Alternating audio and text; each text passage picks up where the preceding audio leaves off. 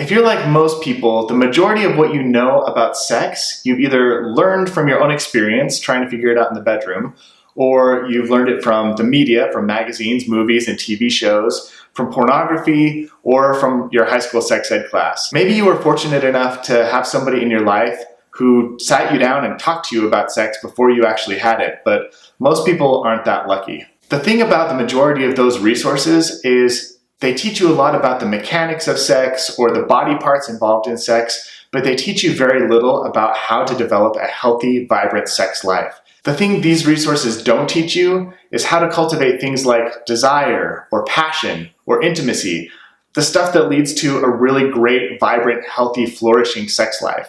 So what I want to share with you in the next few minutes are two really important things that you probably never learned about sex that will absolutely transform your sex life. Are you ready? The first thing you were probably never taught is that there are actually two kinds of desire. The desire that most of us are familiar with is the desire that's called spontaneous desire.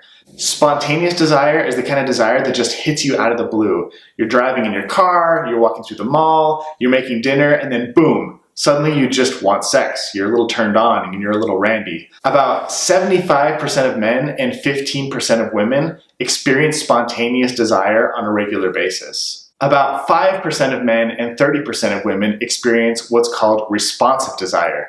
This is the kind of desire that you probably were never taught about. We don't talk about it very often because it's not as glamorous or sexy or as easy to put on a TV screen or inside of a magazine cover. Responsive desire is the type of desire that you feel after sexy things start happening. Think about it this way.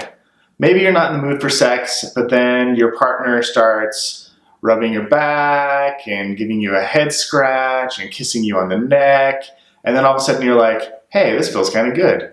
And before you know it, you're suddenly in the mood for sex. So, if you don't commonly experience spontaneous desire, it's not a big deal. There's nothing wrong with you, you're not broken. If the desire that you feel the majority of the time is responsive desire, you're normal. It just means that to get in the mood for sex, sometimes you just need to lean into it a little bit before you experience the desire.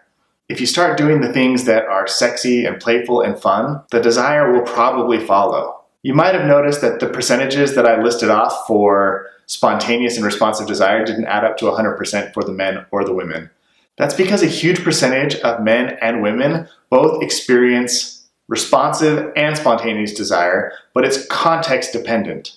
And this is the second thing that I want to talk to you about on this video. Context. It's so important. The way that most of us were taught to think about sexual desire is that it's a drive. You have a sex drive. Your sex drive could be compared to something like the drive to eat when you're hungry, or to drink something when you're thirsty, or to go to sleep when you're tired. The science actually shows that sex is not a drive like hunger, thirst, or sleep.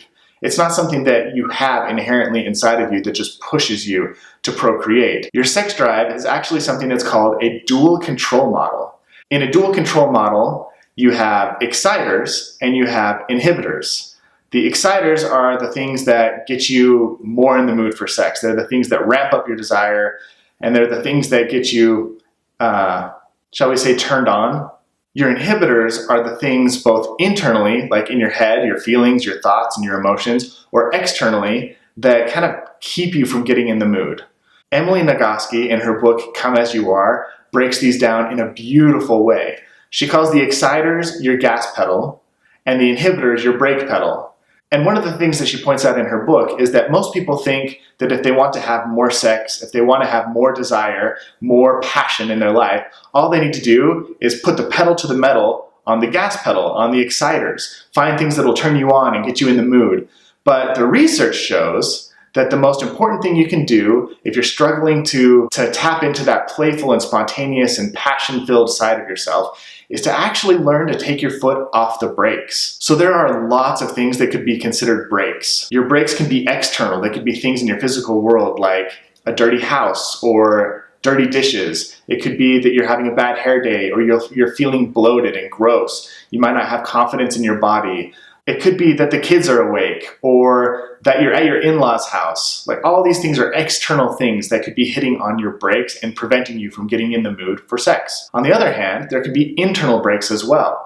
You could have negative self-thoughts. You could feel feelings of self-doubt or depression. You could be really stressed out with work or family issues. You could be feeling sad or depressed. All of those things hit the brake pedal. They take you out of the mood for sex. So as soon as you realize how to start taking your foot off the brake pedal, maybe clean the kitchen, take a shower, take some time to yourself, go for a walk, have a bubble bath, any myriad of things that you can do to check those emotional, mental, and physical things in your surroundings and take your foot off those brakes. So if you can start to address the things that cause you to hit your brakes, you can completely transform your ability to get in the mood. It's really hard for a car to move forward if you've got your foot on both the brakes and the gas. It's really probably not going to go anywhere. So the moment you start taking your foot off the brakes, it'll be a lot easier to hit the gas pedal. So if you're one of those women who's wondering, where the heck did my libido go after I had a baby? Well, it could be two things. It could be one, maybe you just have more of a responsive desire than you have a spontaneous desire. Or two, maybe having a baby has introduced all sorts of new stressors and things that are helping you keep your foot on the brakes instead of on the gas pedal. And all you need to do is, one, lean into things a little bit more and start to feel the sexy things so you can get into the sexy mood.